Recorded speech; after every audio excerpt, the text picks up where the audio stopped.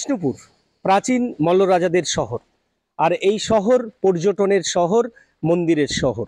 তাই বিষ্ণুপুর যাতে সবসময় ঝাঁ চকচকে থাকে, নোংরা আবর্জনা যাতে না পড়ে থাকে, বিশেষভাবে উদ্যোগ নেওয়া হচ্ছে বিষ্ণুপুর পৌরসভার তরফ থেকে।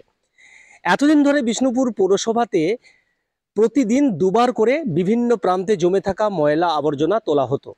এবার 3বার করে ময়লা আবর্জনা তোলার কাজ শুরু করেছে বিষ্ণুপুর পৌরসভা, সকাল বিকেল। এবার তার সাথে নতুন সংযোজন হয়েছে, রাত্রিবেলাতেও বিভিন্ন প্রান্তে জমে থাকা নোংরা আবর্জনা তুলে শহরকে পরিষ্কার পরিচ্ছন্ন রাখা হবে।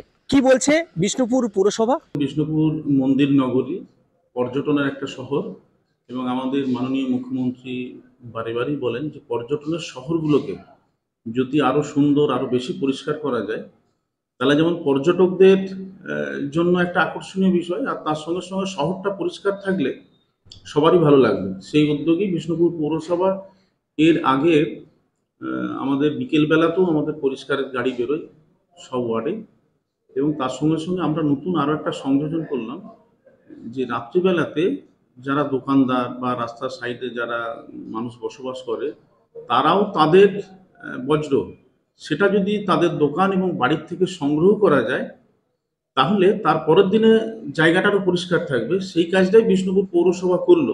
এটা দারুণ একটা, 2বার করে পরিষেবা হতো, সেটা 3বার হচ্ছে। এটা প্রত্যেক মানুষের পক্ষে খুবই ভালো। সকালবেলা উঠে আমরা দেখতাম নোংরা পড়ে আছে, সেটা দেখতে পাচ্ছি না। আর এটা রাখা তো মানে সত্যি বিষ্ণুপুর ছাড়া কোথাও দেখি না এখনো পর্যন্ত হয়েছে বলে, বিষ্ণুপুরে এই প্রথম দেখলাম এটা। আর এটা যেন লং টাইম থাকে, যে পুজো পারপাসে বা পুজো আসছে বলে করছে সেটা না, এটা একটা খুবই ভালো জিনিস। আমার শহর বিষ্ণুপুর থেকে স্বরূপ গঙ্গোপাধ্যায়, কলকাতা টিভি।